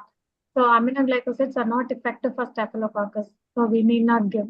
We don't need to use aminoglycosides in those cases. We use aminoglycosides is probably UTI, sir. Otherwise, in most other infections, we don't have to use combining aminoglycosides. The concept is gone when we have using newer beta lactams. then many people use ear drops for ASOM. No Though role of everyone ear knows, drop. Not at No all. role so of there is no antibiotic. use. Yeah, Yeah. make it sure that there is Yeah. no use No for role of ear ear drops. drop. Yes, thank you. Vidya, in continuation, what is the diagnostic, that is a treatment of choice for otitis externa? That is when you press the tragus, there is pain. Child screams with pain. History of swimming is there. In those situations, it's again keeping the ear dry. That is the most important thing. There, maybe you have a role for topical antibiotics. There, you don't have to do systemic antibiotics. And if at all systemic antibiotics, anti-staphylococcal systemic antibiotics can be used. No? Yes. Along with the topical, what topical antibiotic drops you advise for otitis externa? Because staphylococcus and pseudomonas are the organisms. What antibiotic you advise? The available things are only quinolones, most of the time. Yes. Ofloxacin, drops, 3 drops twice a day for a period of 7 to 10 days. Okay. So in continuation, again, in the above the neck, acute dacryocystitis. What is the organism and what is the drug of choice? Sometimes we come across a swelling in the medial canthus. Sometimes we come across acute dacryocystitis. Again, it will be most of the times skin pathogens only, so skin streptococci, staphylococci, or so maybe starting with a simple amoxiclav or something should be enough for those situations. You have to be very sure about the diagnosis. Many times dacryocystitis may not be there. They may have other pathology also. So if you are sure, please start it. Otherwise, get an opinion from an ophthalmologist. It's always better. Okay, then Lakshmi, pharyngitis. We know only 30% are bacterial, 70% viral, and you told about rapid antigen stress and the Centaur score, modified McKissick score and everything. Now I am clear, I am going to start an antibiotic. What antibiotic? Only amoxicillin, sir. Streptococci has never developed resistance to amoxicillin. Dose is 50 milligram per kg per day. Don't go beyond 1 gram. So it is only 500 mg BD is the maximum dose, even if it is older obese children. Macrolide significant resistance, 30 to 40%. There is significant resistance. So don't use macrolide for pharyngitis. Okay. So duration is 10 days. 10 days. 7 to 10. And the common question is, even for pneumonia, you are advising 3 days, hit hard and short duration. But for complicated upper respiratory tract infection, why you are advising for 10 days? Less than 2 years. Oral cavity, they form a biofilm. So for complete eradication of bacteria, duration is longer. So that is the reason. They are not able to reach. Antibiotic is not And able to reach. Lung is a highly vascular organ. So the antibiotic penetration is good. Okay. Yeah, many times practitioners write for only 3 days antibiotic. Now we feel that even the 3 days they knew before all these RCTs have proved it. It is short, is sweet. I think so many times what we call it is irrational therapy. After some time it becomes a rational therapy and a recommended therapy. Your comment on this? But for upper respiratory, still rational is 7 to 10 days. Definitely for sore throat, sir, there is no pharyngitis. If you have a strep pharyngitis, if the aim is to prevent a future rheumatic fever, I think we don't have enough data to say that if it is less than 10 days, it is enough to prevent the recurrence. The child might improve clinically and symptomatically and all that if we stop early, but because it has long-term complications, we have to emphasize that it has to be 10 days. And again, for pharyngitis, there is no need to add clav. Okay. That's a very common mistake. Commonly, they think clavulanic acid may do some help, but it increases to the side effects. Increases only the side. amoxicillin, yeah. Yeah, there is a question on the chat box because most of the drugs come with the combination with the clavulanic acid. What do you suggest about that? There is a question on the chat box. Ignore those combinations and use standard. The more we write amoxicillin, I think the more amoxicillin will be available. Otherwise, amoxicillin will run out of the market. Right now, it's available at least in Chennai. I don't know about other places. So we have to write. Oral is freely available, but still IV we are finding it difficult to get. And pneumonia, what is the current guidelines, Vidya? Again, sir, amoxicillin. Outpatient management of pneumonia. If you write amoxicillin, you will never miss any upper respiratory or lower respiratory symptom. Safe. 40 to 50 mg per kg in 1 or 2 doses. I mean, in 2 divided doses. That should be the standard for all your outpatient pneumonia. Only if it's an unvaccinated child and all that, you'll have to worry about very younger child. You have to worry about adding a clavulanate or bringing the patient in for ceftriaxone. So otherwise, amoxicillin is enough. Sometimes you will see an older child with like an atypical pneumonia-like syndrome where there are more clinical features than say clinical signs, and maybe even in those situations, maybe azithromycin. But even that is not always upfront. So, let me note, please. Mute, please. Vidya, for example, 1-year-old baby or 8 to 10 months old baby having a features of pneumonia. What's the antibiotic? But baby is not sick, but baby is stable. You want to an outpatient antibiotic therapy. You want to start amoxicillin or amoxiclav? Amoxicillin. Amoxicillin. Child amoxicillin. So you prefer amoxiclav less than 6 months? Yes. Less than 6 months. We are only expecting it to be pneumococcus. For pneumococcus, if there is no prior antibiotic exposure, plain amoxicillin 40 to 50 mg per kg should be fine. You'll not be wrong if you give amoxiclav, but then I mean, amox or amoxiclav will be okay to give in this setting. It's not wrong, but still amoxicillin should work because you're only trying to cover pneumococcus. Because in a viral season, particularly you come across cough, and in a school-going child, you get CREPS, and CREPS are persisting, and you want to start an antibiotic in an older child. Whether to start amoxicillin along with azithromycin or along with macrolide, or only macrolide will do. Starting amoxicillin is enough, sir. If the child doesn't respond to first-line amoxicillin and then you think that there are features of atypical pneumonia, like as I said, generally a less sick child having a longer duration of more clinical features and signs, then maybe you would consider adding azithromycin as second line. Upfront, we don't have to do both. Or if there are some extra pulmonary manifestations and all those things. So upfront, we need not add both amoxicillin with or amoxiclav with azithromycin. There is a failure of therapy in an older child, that too in a school-going age child, then we can think of adding azithromycin. I want to know whether we can upfront start on a macrolide. No, upfront starting on macrolide is not going to be helpful because pneumococcal resistance to macrolides is very high. So always for us, pneumococcus is the top bug. When we're talking about pneumonia, be it outpatient, inpatient, ICU, everywhere, pneumococcus has to be the top bug that we are covering after viruses. So definitely amoxicillin or amoxiclav is okay, but do not give azithromycin. Azithromycin is useless in both sore throat and in pneumonia. Azithromycin should not be our first-line antibiotic. There is a high chance of failure when we are using macrolides. So what is the percentage of side effect, diarrhea? People are worried about the diarrhea. Even if the child has viral fever, viral LRA, they started on amoxicillin or amoxiclav and the child has diarrhea, people first blame amoxicillin. Do you think it's so common with the amoxicillin? More common with amoxiclav than with amoxicillin. Okay, I think the clav, generally, yeah, almost every patient, but I mean, most of the patients who are on amoxiclav do develop diarrhea when they have taken it for 4 or 5 days or more than that.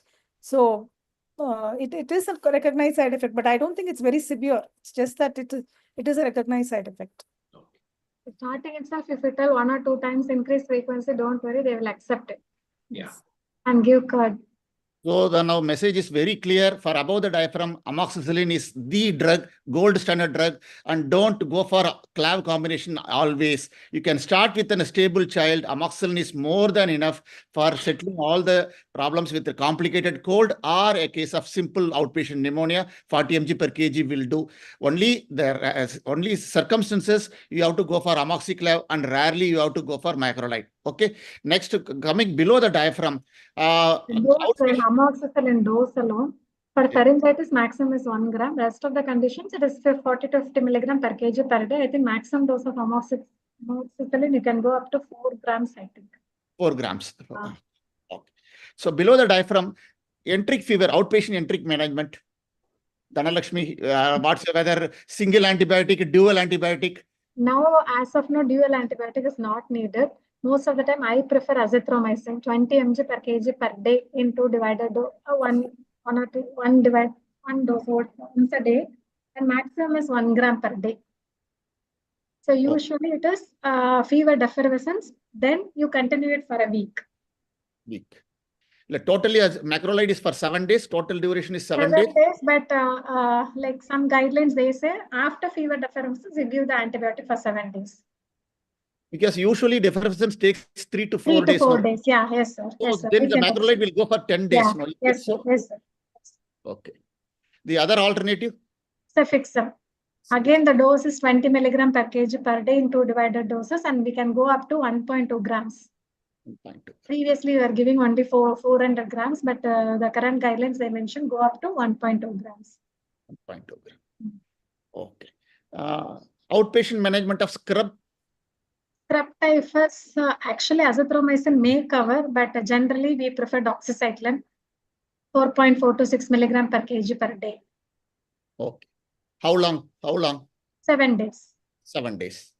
Azithromycin versus doxycycline for rickettsial infection. What's your take on it? I prefer doxycycline only.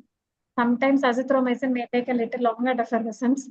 Sometimes in OPD, children may be very stable. Hepatosplenomegaly, it is very difficult to differentiate enteric or scrub typhus. So evaluate and start azithromycin 20 milligram per kg per day. It covers both. Very rarely.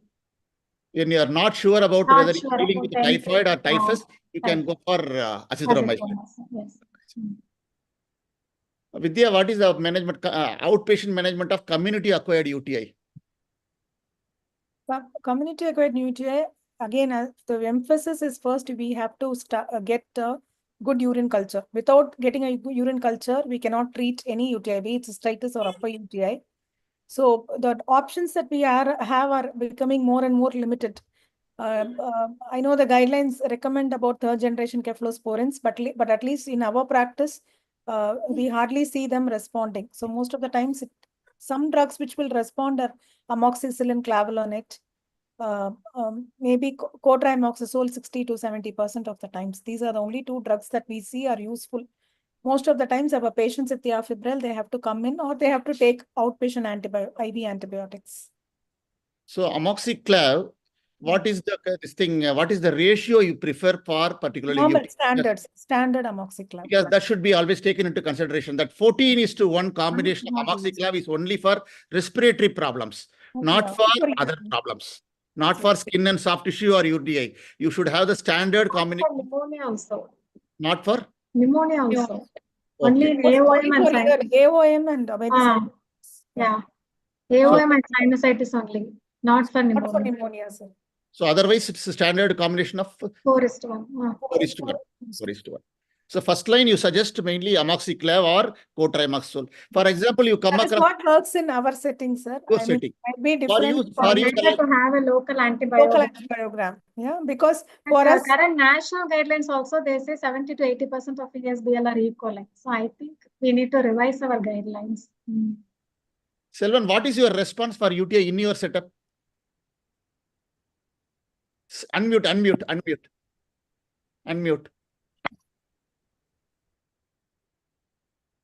So my usage is cefixime and it is very useful. Second line is amoxiclavulanic acid. It is also useful. Yeah, with respect to me also, I'm using still cefixime only, but it is so far not found very difficulty in managing the problems. When you get cultures, it's usually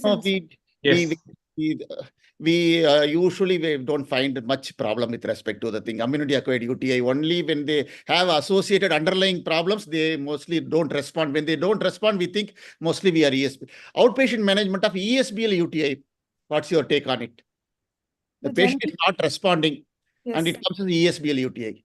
Again, for us, the practice is standard to give twice a day cefoperazone sulbactam.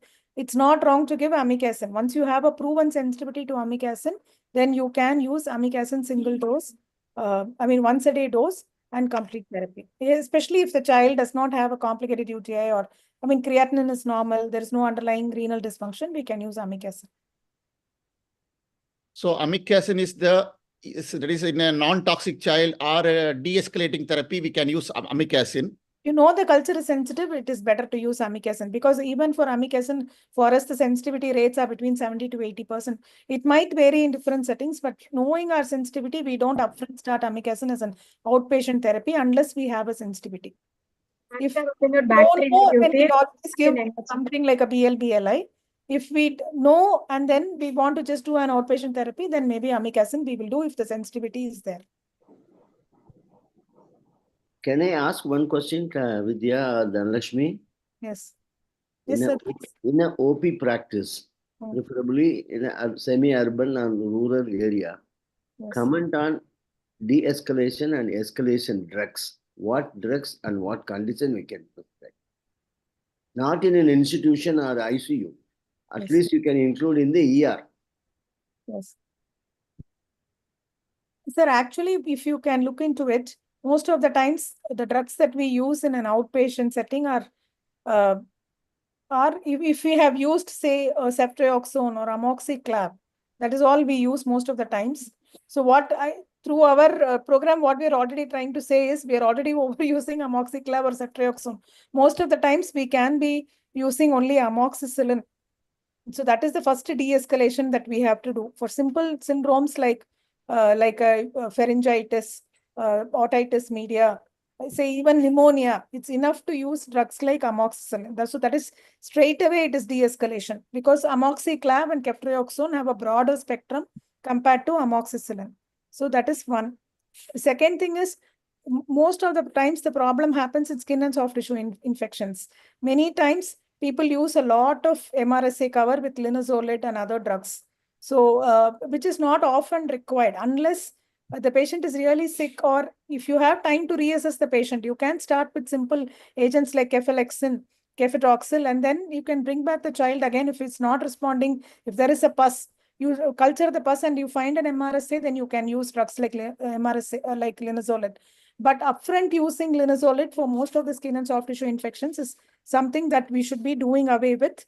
That is the second thing. And third thing is, again, still we get patients who are getting started on quinolones for the enteric fever or even diarrhea, dysentery. So those things are upfront, they are wrong. Antimicrobial stewardship means choosing the right drug. So first of all, quinolones have no role in pediatric practice at all, as an antibiotic. So mostly our quinolone usage is only for MDR TB treatment. So unless you have a proven bug, say you have a Pseudomonas which is sensitive to ciprofloxacin, that's a different scenario. But using empirical quinolones is again a big no. Are we justified de-escalation from co-amox to amox? Yes, it is a de-escalation. Co-amox to amox is a de-escalation. In situations, that's what I'm saying, most of the times we won't get cultures for the syndromes that we are talking about in OP. It is only a syndromic management. We are not going to get a lung, lung aspirate or a ear, what do you say, medical aspirate or anything. So it is a syndromic diagnosis and syndromic management. So there, the escalation, de-escalation automatically means that if you stick to the guideline recommendation itself, you will get away with it. So if you are only recommended to use amoxicillin, if you're using amoxiclav, then it is unnecessary. So you are using a broad spectrum. So using narrow spectrum antibiotics is enough. Now, have you encountered this kind of issues in your practice?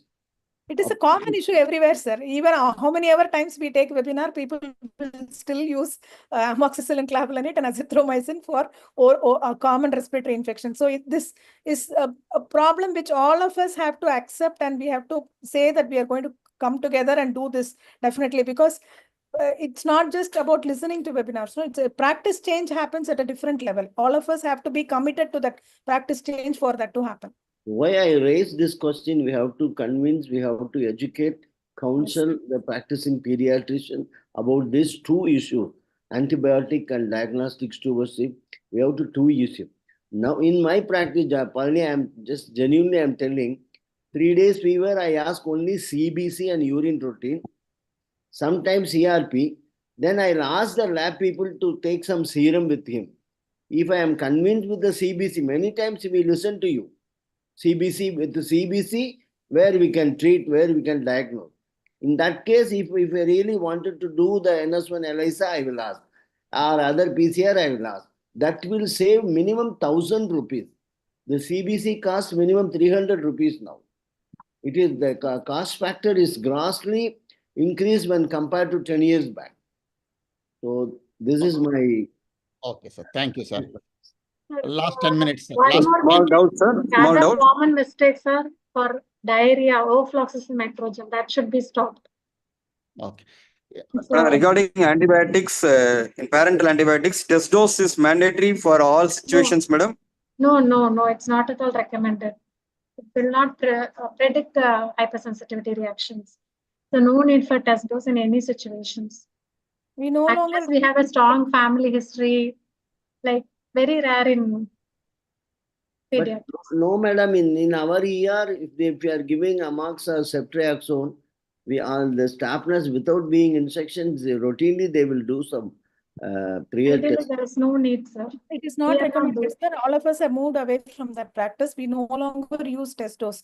If you think there is a strong history of allergy, just avoid the drug and use alternative agents. If there is no history of allergy, there is no point in doing a test dose. A test dose might not predict. It doesn't have a good predictive value to say whether your patient has an allergy. So To be it's on the not safer recommended. side, to be on the legal safer side, the corporate Legal sector- side is that is a different story, but scientifically there is no proof to. It's not recommended. Most of the guidelines now have moved away from using routine test dose for all patients before giving surgical prophylaxis, before giving antibiotics. We have moved away from that practice. Then in child test, if you are giving a stat dose of ceftriaxone or amoxicillin, you don't do test. We are not giving, sir. We are not giving. So last few minutes, madam, and to complete the below the diaphragm, antibiotics in diarrhea, when do you will start? Only in dysentery or infants less than 3 months, or Okay. if it is an immunocompromised child. For sepsis, Otherwise, there is malnourished if child. there is a constitutional symptoms. For dysentery, what is the antibiotic of choice do you prefer, madam? Cefixime Or ceftriaxone. or azithromycin. Second line is azithromycin. To add as like quinolone is not useful in dysentery as well as No. salmonella and shigella. Shigella, The same way, amikacin is also not useful for Should not be salmonella and used. shigella, which is used unnecessarily for salmonella and shigella. Amikacin is useless for enteric fever as well as for mainly dysentery. Okay, to continue. Skin and soft tissue infection, the best antibiotics are mainly the first generation. Hello. But we use unnecessarily amoxiclav. What's your comment, please? Ideal is cephalexin or cefadroxil. Okay. Amoxiclav also only MSSA coverage, no MRSA. So if you think of MRSA, we have to go for other drugs. Other So drugs. amoxiclav has a wider broad spectrum. So unnecessary collateral damage and unnecessary distant things. So best, even for skin and soft tissue infections, better stick to cephalexin or cefadroxil. That should be the carrier message. So above the diaphragm, amoxicillin, below the diaphragm, cefixime, or depending upon the situations, because now everything is changing now. For skin and soft tissue, simple cefalexin or cefadroxil. For the other scrub typhus and atypical infection, where comes the doxycycline or azithromycin. Just a few 5 antibiotics will do the trick. Or any role for metronidazole in our routine practice, madam? Any role for, because nowadays appendicitis is treated as an outpatient basis medically. When to treat medically appendicitis and when to refer to the surgeon? Acute appendicitis. Appendicitis, suspected appendicitis is nowadays treated on an outpatient basis medically with cefixime and metronidazole or ceftriaxone and metronidazole. What's your take on it? I don't know, sir. I have never Not treated. seen Usually that we is will for admit. uncomplicated appendicitis. There is emerging literature that you can do only medical management, but as such, we have not seen that spectrum of patients. But it makes sense. If you're using ceftriaxone, then you have to give metrogyl because ceftriaxone, the anaerobic cover will not be enough. So it is ideal to add metrogyl when you're below the diaphragm. You have to add metrogyl if you're using ceftriaxone.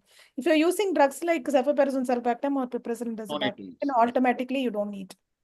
Since Bhavani has raised about the acute appendicitis, in the PDAQs, there is a lot of controversy about it. Still, it has not resolved questions.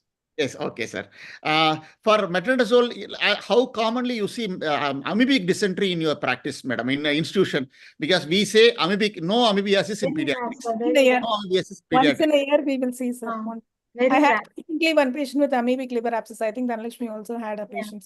It will happen once in a year. Very rare. Routinely for amoebiasis, there is no need to treat. All bites, what is the antibiotic of choice? Human bite, cat bite? Amoxiclav. Amoxiclav. For periodontal infections like abscess, dental abscess, or periodontal infections. Amoxiclav. Amoxiclav. Anaerobic coverage. Finally, periodontal, the dental surgeon always mix metronidazole and amoxiclav. No need. Amoxicillin or and metrogel. Or amoxiclav. amoxiclav. The dental surgeon, they always, this They combination is they very want the common. Amox and metrogel, sir. They always use Amox and metrogel. They don't Yeah. use amoxiclav. I don't know why, but either of the two is okay. Either if you use Amox and metrogel or amoxiclav standalone is enough. Which clavulanic will act like metronidazole. Yes, it Yes, is. Dr. Anaerobic Because coverage. all anaerobes have the beta-lactamase production. So clavulanate, if you add, then it will cover for this resistance. Last question, madam. Antibiotic part is more or less we have covered from head to foot everything. And last question, biphasic fever. In practice is very common nowadays during a viral fever season. They come with the fever on day 2. I mean, you give the supportive management. They come again on day 4 or day 5. They say in between one day there was no fever or 1.5 days no fever. Again they come with the fever. How to proceed? How to interpret this in a biphasic fever? During the epidemic of viral fevers. Dengue. Dengue is very common. I think even in respiratory illnesses, it might be there. I don't know. But really, I worry only when they become more sick, when the fever comes back and they become more sick or toxic, or they develop new chest signs or new focus of infection, then you have to worry about bacterial infections and cover with antibiotics. Like depending on what you find, whether it is an AOM or a. So the message is it can be a biphasic viral infection like influenza or enteroviral or dengue viral, arboviral, biphasic viral infection. Back to back also they get. New One virus last also. week, one virus this week. So again, every time there is an exposure to antibiotics. That's what we see commonly. So in a month, the child would have had 4 episodes of some cough and cold. First time, every time the child gets amoxicillin or amoxiclav, and week after week. So the parents are always worried. Like every week, my child is getting antibiotics, but it looks like all of them are distinct illnesses. First episode started, ended, then again new episode started after the child went back to school. So I think using a lot of antibiotics in viral syndromes is somewhere we can do better. Last question, madam. How common is dual infections, madam? Dual infections, viral, because sometimes we come HFMD along with mumps. Sometimes we get dengue with the typhoid, like the dual infection, viral, bacterial. How common? It is common. Viral bacterial, I would say, is less common, but viral, obviously, most of the times, especially if you're doing PCRs, you will know that you will pick up a lot of viruses on the panel. And as you say, sir, like dual infections like dengue and say a respiratory virus or all those things are common during the season. Viral and bacterial, usually we see only with severe inpatients or ICU patients. Like those kind of situations is where we see viral plus bacterial. In an outpatient, usually viral plus bacterial is not so common. Selvan, final concluding moments.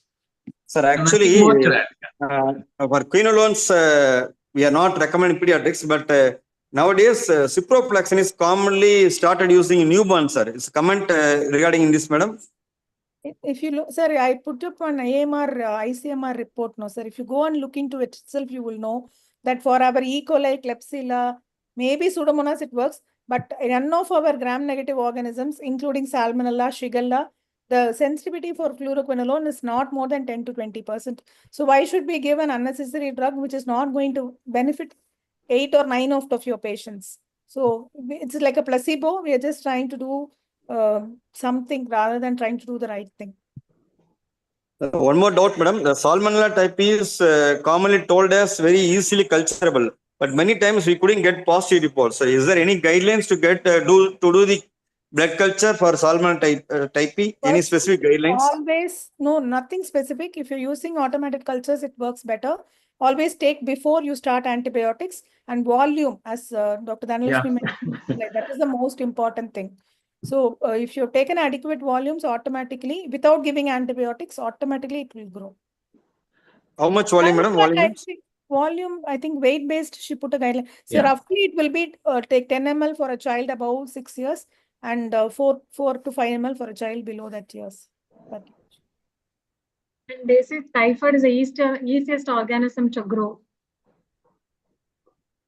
Selvan, final thing from the side. So I think SDSR has given a comment So the ratio of amoxicillin and clavulanic That is acid. one. That is, yeah, it's not forest. So I think it's for pneumonia, we can use 7:1, but for if you're using for ESBL organism, it is 4:1.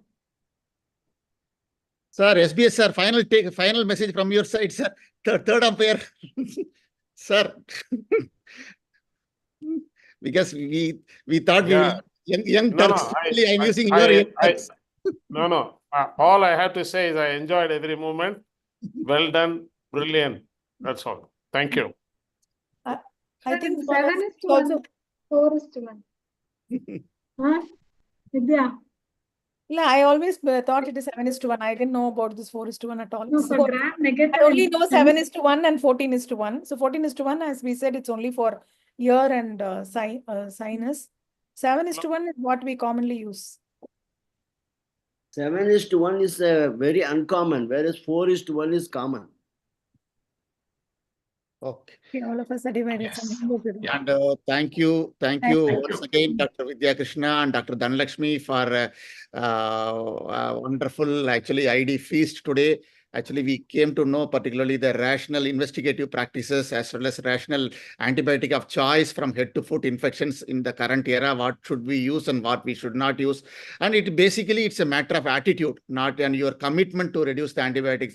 Hardly 1 in 10 may require antibiotic in your practice. When you're having 50 patients, hardly 5 patients may need antibiotic. That is the correct thing. But if you are writing more than 20% of the patient you are getting antibiotic, definitely you are overusing the antibiotics. So this is naturally you can self-audit. That is the thing. And it's only a matter of attitude because most of the pediatrics are mostly of high academic caliber. So only an attitude matters most and doesn't matter with respect to the knowledge. Everybody has the knowledge, only the application and your attitude with respect to the antibiotic stewardship policy, because our antibiotic policy in our center is hardly 5 to 6% is the antibiotic usage in our center, even though we see around 100 patients, hardly 5 to 6 patients receive antibiotics. And thanks to Dr. SBS, PRC, and all good teachers who had nurtured us with respect to the rational antibiotic policy, and hope. And even though it is a little, we are not able to complete the infection control on want of time, we try to actually complete the session and hope everybody learned reasonably about the diagnostic aspect and the antibiotic aspects. Thank you, one and all. Thank you very much. Thank you, Thank Murugan for the extra time, 15 minutes. Not at all. Thank you very much. Good night. Thank you. Thank you.